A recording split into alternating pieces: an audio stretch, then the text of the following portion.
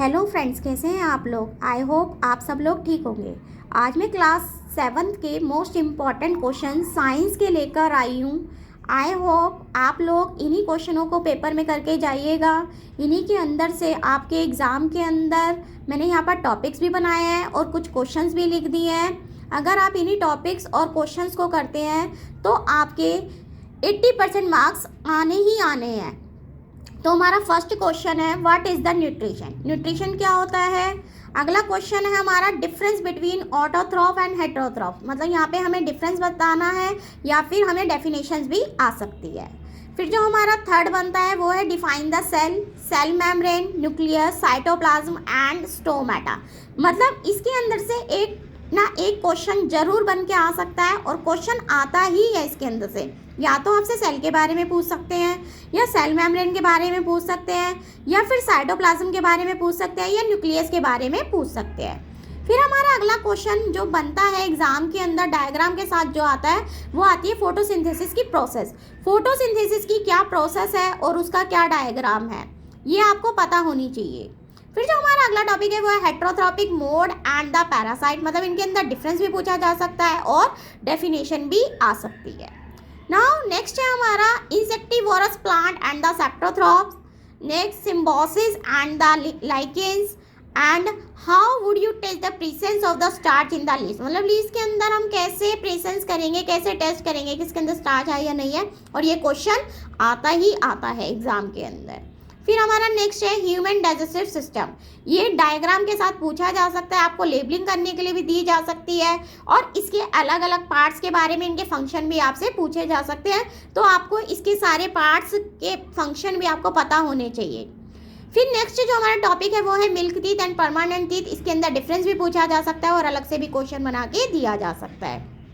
फिर हमारा जो अगला टॉपिक है वो है ingestion and the tongue of the different taste in the diagram. मतलब कि हमारी जो टंग है उसके क्या क्या टेस्टेज है, ठीक है, उसकी लेबलिंग करनी आ सकती है डायग्राम के साथ, और डायग्राम आपको बनाना भी आ सकता है। फिर आ सकता है हमारा जो अगला बनता है वो है बाइल जूस के बारे में, कि भाई कैसे प्रोड्यूस किया जाता है, और गॉल ब्लैडर के बारे में पूछा जा सकता है, और इन दोनों में से एक क्वेश्चन पूछा ही जाएगा। फिर हमारा अगला क्वेश्चन, ऑब्जर्वेशन इन द वलय लोकेटेड इन द फंक्शन। मतलब जो वलय हमारी वो कहाँ लोकेट होती है और उसके क्या फंक्शन है।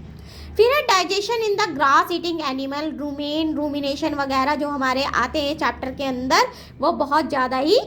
ना अगला जो है हमारा फिर है feeding and digestion in the amoeba with the diagram. मतलब जो अमीबा है वो हमारा कैसा फीड करता है, उसका डायग्राम के साथ क्वेश्चन आना ही आना है, बहुत इंपॉर्टेंट क्वेश्चन है।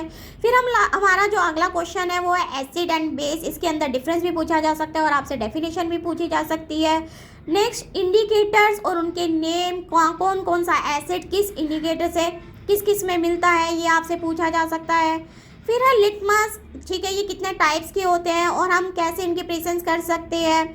फिर अगला टॉपिक है हमारा neutral solution and the China rose as the indicator. वो आपको कोई सॉल्यूशन भी दे सकते हैं, न्यूट्रल सॉल्यूशन के बारे में पूछ भी सकते हैं, और इसके ऊपर एक केस स्टडी भी आ सकती है। नेक्स्ट है जो बहुत इंपॉर्टेंट है वो neutralization with the chemical equation के साथ। आप इसको याद करना, क्योंकि एग्जाम के अंदर केमिकल इक्वेशन के साथ ही इस क्वेश्चन को पूछा जाएगा। फिर हमारा अगला टॉपिक जो बनता है वो एनबाइट के ऊपर बनता है, फैक्ट्री वेस्टेज के ऊपर बनता है। ये दोनों ही बहुत इंपॉर्टेंट है, इसके अंदर से एक आपके एग्जाम में आना ही आना है। फिर हमारा अगला क्वेश्चन है, why and acid tablet is taken when you suffer from the acidity. फिर अगला है फिजिकल एंड केमिकल चेंज, इनके बीच में डिफरेंस भी पूछा जा सकता है और इसके एग्जाम्पल भी आ सकते हैं।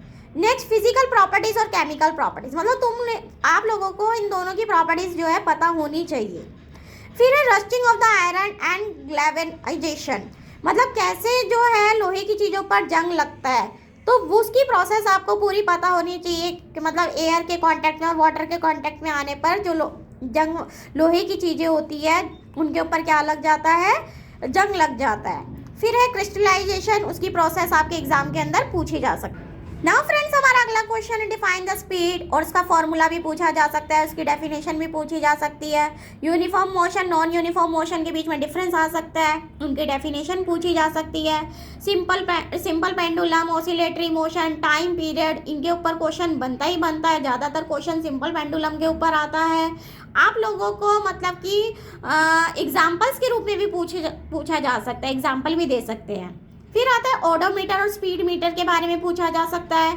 और न्यूमेरिकल क्वेश्चन जो ज़्यादातर पूछे जाते हैं वो एग्जाम के अंदर ये दोनों ही हैं। A simple pendulum takes 32 second to complete 20 oscillation, what is the time period of the pendulum. मतलब यहाँ पे आपको टाइम पीरियड निकालना पड़ेगा पेंडुलम का। ये एक हमारा न्यूमेरिकल क्वेश्चन है। फिर हमारा अगला न्यूमेरिकल क्वेश्चन है the distance between two station is 240 kilometre. A train take 4 hours to cover this distance. Calculate the speed of the train. मतलब यहाँ पे हमें अपनी स्पीड निकालनी है। तो ये दो क्वेश्चन बहुत ज़्यादा इंपॉर्टेंट है न्यूमेरिकल। अगर देखा जाए तो इन दोनों क्वेश्चन में एक आ सकता है, हो सकता है कि आपकी डिजिट चेंज कर दी जाए, लेकिन क्वेश्चन आएगा इसी तरीके से। फिर इस चैप्टर के अंदर जो है आपके ग्राफ के क्वेश्चन भी है, वो आप ग्राफ के क्वेश्चन थोड़े करके जाइएगा, वो आपके मल्टीपल क्वेश्चन में आ सकते हैं। फिर हमारा अगला क्वेश्चन है two effects of the electric current, क्या क्या उसके इफेक्ट पड़ते हैं। फिर हमारा अगला है do you think an electromagnet can be use for the separating plastic bag from the garbage heap, explain. ये इंपॉर्टेंट क्वेश्चन है। फिर जो हमारा मोस्ट इंपॉर्टेंट है वो है इलेक्ट्रिक बेल। इलेक्ट्रिक बेल के बारे में आपको सब कुछ पता होना चाहिए, इसके ऊपर एक क्वेश्चन बनता ही बनता है ना। फिर अगला क्वेश्चन है रिफ्लेक्शन ऑफ द लाइट। इसको डायग्राम के साथ आप करोगे तो आपको अच्छे मार्क्स मिलेंगे। कॉनकेव और कॉन्वेक्स लेंस, इनके बीच में डिफरेंस और इनके डायग्राम आपको आने ही चाहिए। फिर अगला क्वेश्चन है characteristics of the image form by the plane mirror. Plane mirror की जो करेक्टरिस्टिक्स है वो आपको बतानी। नाउ फ्रेंड्स, अगला हमारा जो क्वेश्चन बनता है वो है what is the virtual image. Give one situation where is the virtual image is form. मतलब वर्चुअल इमेज क्या है और कौन सी सिचुएशन है जहाँ पे वर्चुअल इमेज बनेगी। फिर अगला जो हमारा क्वेश्चन है बहुत important, how is the word ambulance written on the ambulance. ठीक है, मतलब हमें इस तरीके से क्यों नज़र आता है। फिर अगला जो क्वेश्चन है वो इलेक्ट्रिक सेल है, उसके सिंबल आपको पता होना चाहिए, ये आपके ड्रॉ करने के लिए भी आ सकते हैं। ठीक है, फिर फुल फॉर्म भी दी जा सकती है CFL की, MCB की, और व्हाट इज द फिलामेंट। तो ये 41 इसके अंदर टॉपिक्स भी हैं आपके और क्वेश्चन भी है। सिर्फ 7th क्लास अगर यही टॉपिक्स उठा के अगर कर लेती है तो एग्ज़ाम के अंदर बहुत अच्छे मार्क्स लेकर आ सकती है। नेक्स्ट वीडियो में मिलते हैं, तब तक के लिए बाय बाय फ्रेंड्स।